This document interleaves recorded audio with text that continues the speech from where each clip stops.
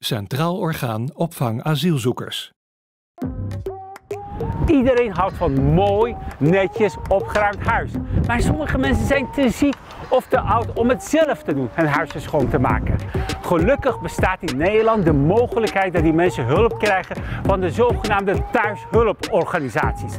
Dat zijn organisaties die betaalde krachten naar mensen sturen om een huis schoon te maken. En vandaag heb ik afgesproken bij een van die organisaties in Amsterdam, Cordaan Thuisdiensten. Een goede dag. Goedemorgen. Hallo, ik ben Baram en jij moet Jack zijn. Ja, klopt. Ik ben Jack Blok, coördinator bij Cordaan Thuisdiensten. Onderdeel van Facilicom, een van de grootste werkgevers van Nederland. Mooi. Wat gaan we vandaag hier doen, echt in dit gebouw? Ik wil je eventjes ons kantoor laten zien, dus loop maar mee. Oké, ik volg je.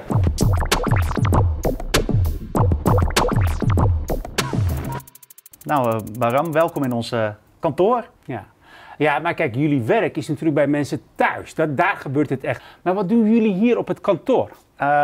Hier worden medewerkers vanuit hier aangestuurd door de coördinatoren, de regiocoördinatoren, startzorg- en evaluatiemedewerkers. En we hebben nog de service desk ook bij ons zitten. Er zijn dus heel veel verschillende functies hier op het kantoor. En daarvoor heb ik een vraag meegekregen van een nieuwkomer.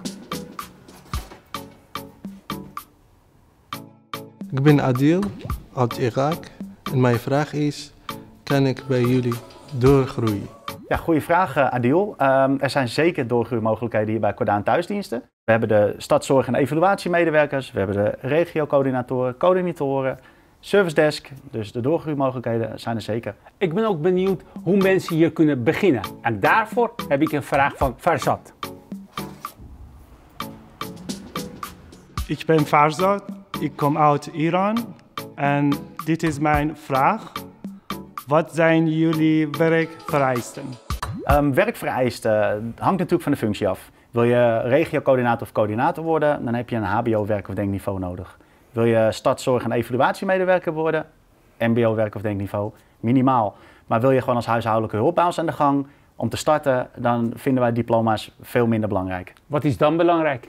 Dan is motivatie, gemotiveerd zijn in het werk, passie voor je werk en communicatieve vaardigheden. Dat zijn het allerbelangrijkste. En moet je goed Nederlands kunnen spreken om bij Cordaan te kunnen werken? Ja, wij vereisen wel een basis Nederlands dat je het gesprek met de cliënt aan kan gaan.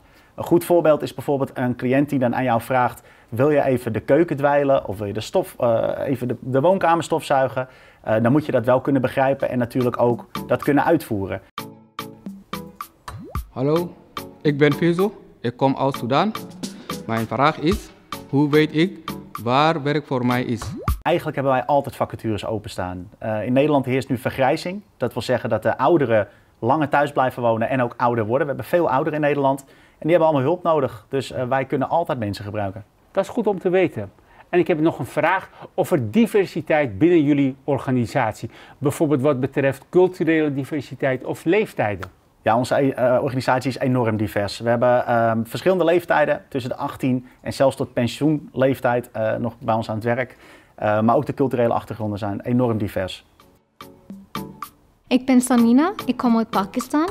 Mijn vraag is, ik ben een alleenstaande moeder van een zoon die 8 jaar oud is. Dus kunnen jullie ook een kinderopvang regelen? Helaas regelen wij geen kinderopvang voor je kinderen. Maar hier in Nederland hebben we heel veel mogelijkheden om dat wel zelf te regelen. Mijn advies is om dat eerst eventjes van tevoren uit te zoeken en even bij de Belastingdienst na te gaan welke toeslagen je recht op hebt. Want in Nederland kun je daar tegemoetkoming voor krijgen. Daarbij komt dat ons werk heel flexibel is. Je mag zelf je uren bepalen en eigenlijk kan je je uren ook helemaal om je opvang voor je kind heen indelen. En Baram, heb je nu een beetje een goed beeld kunnen krijgen van onze organisatie? Ja, wat hier op het kantoor gebeurt, zeker. En ik ga zo meteen naar een collega van je, Vola. Hallo, goeiedag.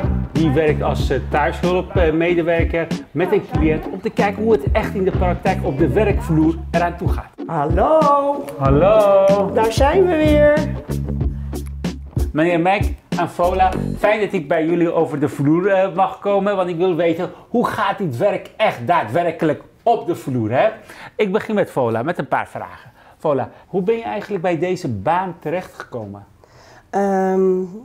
Ik heb 17 jaar geleden bij een echtpaar, particulier heb ik gewerkt. En hij overleed. En toen heb ik, voordat hij overleed, hem beloofd bij zijn vrouw te blijven. En toen zij overleed, toen had ik niemand meer om voor te zorgen. Viel ik echt in een gat. En toen dacht ik van, ik stuur gewoon een open sollicitatie naar Cordaan in dit geval. Dus ik ben een week later begonnen en ik ben nooit meer weggegaan. Ik ben nog steeds bij Cordaan. Ja. En welke huishoudelijke taken doe je dan daadwerkelijk bij je cliënten zoal? Ja, dat verschilt. Want er zijn mensen die zelf ook nog wel wat kunnen.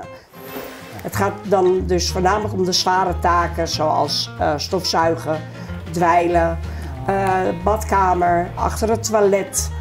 Waar mensen dan moeten bukken en mensen van 93 die kunnen dat echt niet meer. Ik kan geblinddoekt schoonmaken hier. Meneer Mek, als ik vragen mag, hoe komt het dat u eigenlijk huishoudelijke hulp nodig heeft?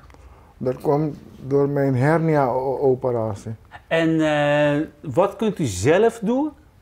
En wat moet Vola voor u doen? Wat ik zelf kan doen is mijn eten klaarmaken, mijn kleren wassen, afwassen en als ik dat gedaan heb, ook weer een beetje bijhouden. En wat doet Vola voor u? Vola doet voor mij heel veel. Dweilen, stofzuigen dweilen, dat zijn die dingen die ze merendeels begint te doen als ze hier komt.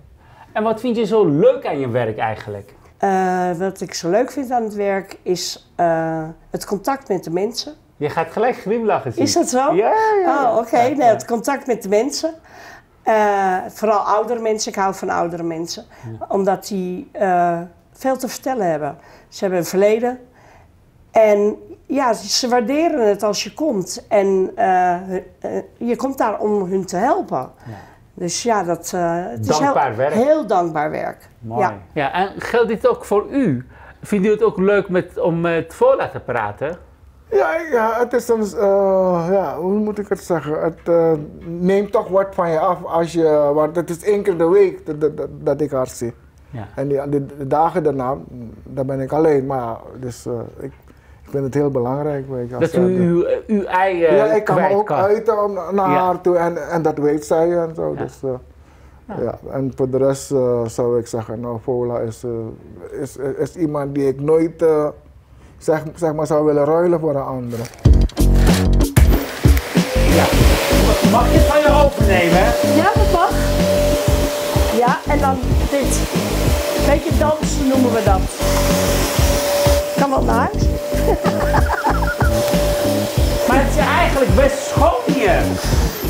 Ik kan zo wel beginnen volgende week. Eerst met nat. Ja, en dan met een droge doek oppoetsen. En van nat naar droog. Ja. Ja, goed boenen, niet aaien. Goed boenen, niet aaien. Mensen, niet iedereen weet hoe je moet schoonmaken. Ja, Vola, fijn dat ik zo je werk mocht zien.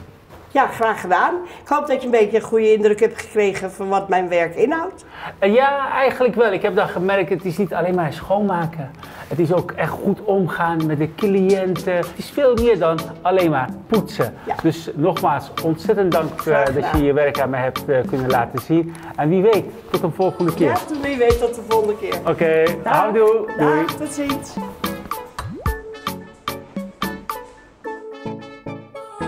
Centraal Orgaan Opvang Asielzoekers.